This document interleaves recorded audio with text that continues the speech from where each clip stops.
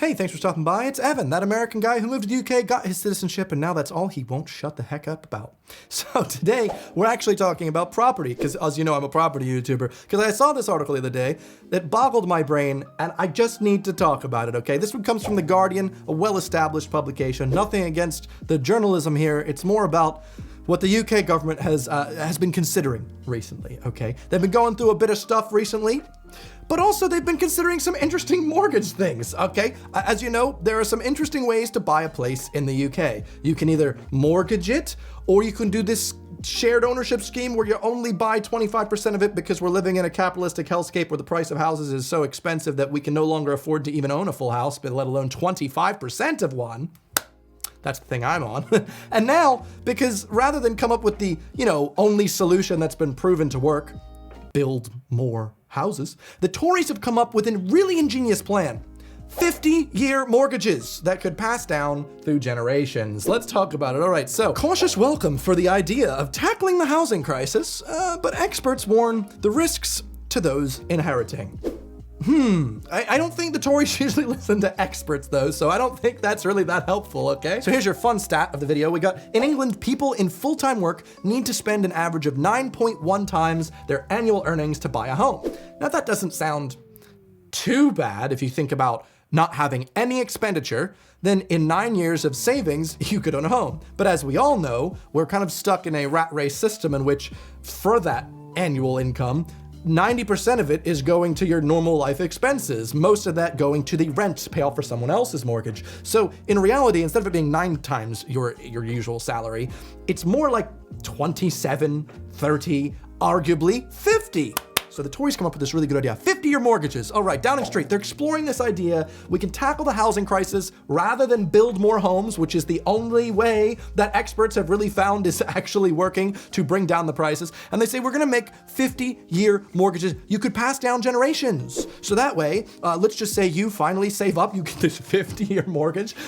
Eventually you're at death's door. You've got 10 years left on this and you pass on the debt to your children. Thank you, Daddy. What a present. Now, you are passing down some equity. So, not to be super negative, I'm trying to get a little bone here, a little positive, but God, that it feels like such a depressing, bizarro world we're in where you can't even expect to work your entire life. Like, we've only got one life to live. You've worked your entire life and you still haven't been able to pay off the mortgage on your house because assumably the price is just gonna keep going up as well. So what are we gonna do?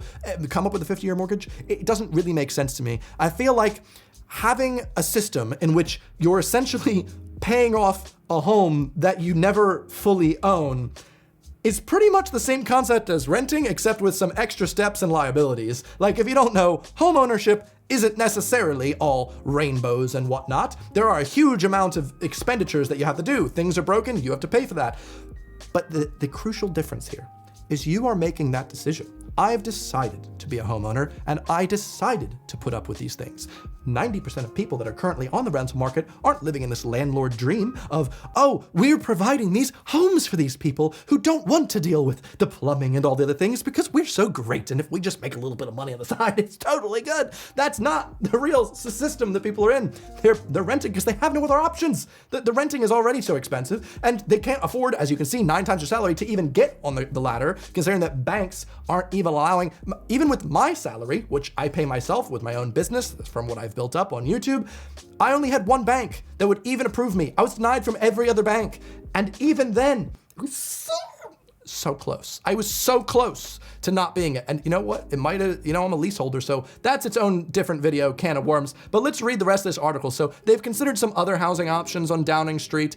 This obviously was written 2 weeks ago before Boris was, by the way, that was like a half cut because he's still in office for whoever knows how long. And yet again, to throw a little bone here, it does say long length mortgages are the normal thing in the UK, at least at the current time. 37% of first time buyers took out ones that were 30 to 35 years long, which is pretty standardly old, whereas only 10% went for under 20 years because who's got the salary for a mortgage under 20 years? Oh, good on you. Or maybe you're just really confident about the way it's gonna go, but Yeah, and in terms of the methodology that they've come up with here is that longer-term mortgages would mean people can borrow greater sums with the same monthly mortgage payment. So therefore they can afford places like London, for instance, in which it is just so quickly becoming a place that no one can afford to get on some property ladder. It's ridiculous that things like the Help to Buy scheme haven't updated that initial value of where they can place the number. It's currently at £600,000 is the maximum that the Help to Buy can really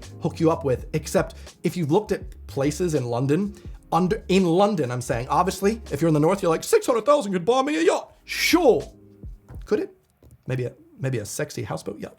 Doesn't matter. What I'm saying is, in London, if you're looking for under 600,000 and you've got a family, let's just say you want to get 2-3 bedrooms to maybe like I said, raise a family.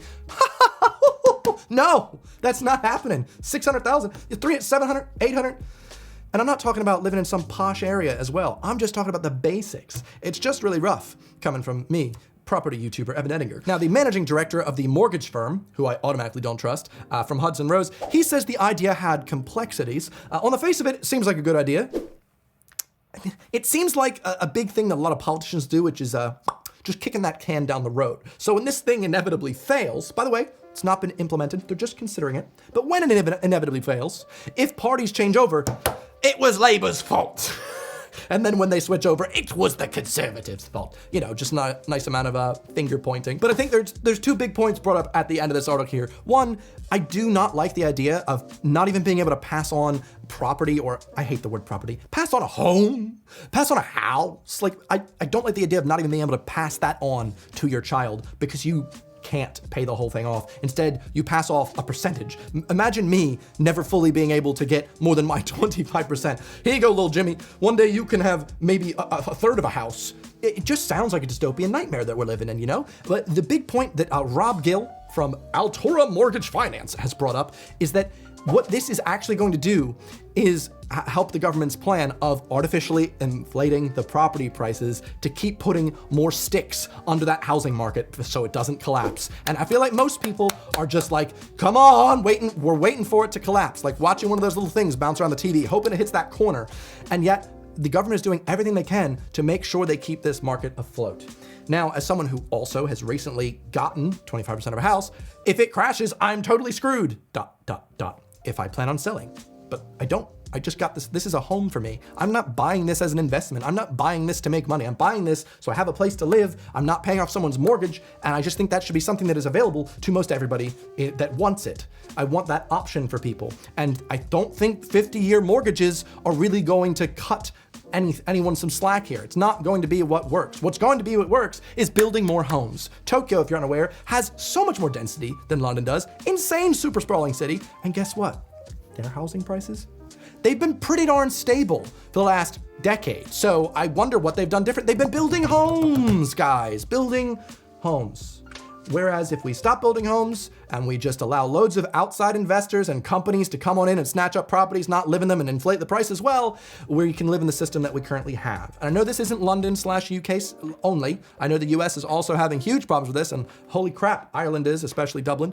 But this is just the article we're talking about today. What are your thoughts? Do you think a 50-year mortgage is something you would actually vibe with? Would you be like, you know what? If I could get a house, cool. Tell me what your thoughts are below. From, like I said, your favorite YouTuber that does property content, Evan Edinger.